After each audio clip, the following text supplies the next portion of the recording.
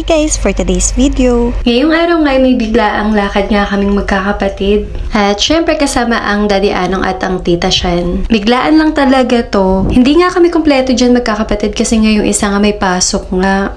Diyos ko, bibihira lang talaga kami magsama-samang kumpleto. At eto nga, nandito na nga kami sa Robinson Magnolia. Pagkadating nga namin agad bumaba nga tong dalawang to. Bibili nga muna sila na makakain namin sa sinihan habang wala pa yung time namin. At habang hinihintay nga namin ang Kapitana Ella. Speaking nga, dumating na nga siya kaagad. At eto nga yung panonoorin namin. Ang bida nga dito ay si Julia Barreto tsaka si Aga Mulak. At eto nga yung title ng panonoorin namin. Ikaw pa rin ang pipiliin ko. Ay, sa title pa lang mukhang maganda na. Habang nga naghihintay kami, bigla naman nag-aya tong kapatid ko. Naganap ng makakain, busog pa nga kami. Hindi ko nga alam kung ano yung pinunta namin dito, food trip ba o yung movie. Maganda talaga pag weekdays, walang katao-tao masyado sa mall. Last full show nga yung panonoorin namin, kaya naman uwian na nga yung ibang tao. Shoutout nga pala kay Ninang Dean. Thank you, Ninang Dean. Sis! Hi everyone! Welcome to her vlog!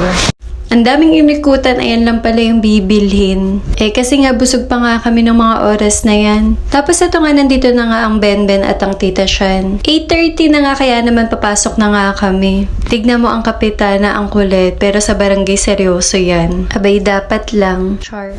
At iyan, nakaupo na nga kami kaagad at dahil waiting nga tayo, tamang kain nga muna ako dito. Pagkaupo nga namin, kumain nga kaagad ako netong binili namin. At syempre, nakisama na nga itong mga katabi ko. Pagkapasok nga namin sa sinihan, ang Daddy Anong nga ay nilalamig. Paano nga hindi nakapagdala ng jacket? Ako nga partida nga nakasuot nga lang ako ng short tapos nakashawl nga lang ako. Pero tignan mo naman ako, sanay na nga talaga sa lamig. Paano nga sa trabaho nga namin para kang karne? Masasanay at masasanay ka na lang talaga sa lamig. At eto nga hanggang ngayon hindi pa nga rin nag-i-start, kaya naman tamang kain pa din ako. Tapos syempre para may vlog tayo, tamang video pa rin nga ako dito.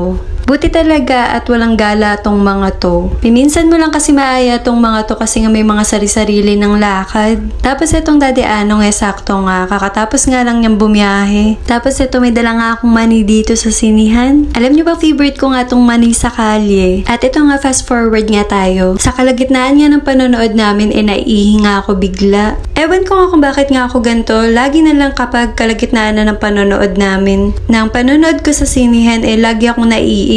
Hindi ko talaga mapigilan, kaya naman may miss akong scene. At pagkatapos nga namin manood ng sine, nagbibigay na nga sila ng comment dyan. At kinaya naman doon ni Julia yung role niya doon. Ang mga kapatid ko talaga hindi talaga nawawalan ng comment sa mga pinapanood. Dahil nga po sa last full show, wala na nga kaming makainan sa loob ng mall. At ang Benben na naman nga ang nasunod sa kakainan namin. Diyos ko, Benben, dahil ba libre?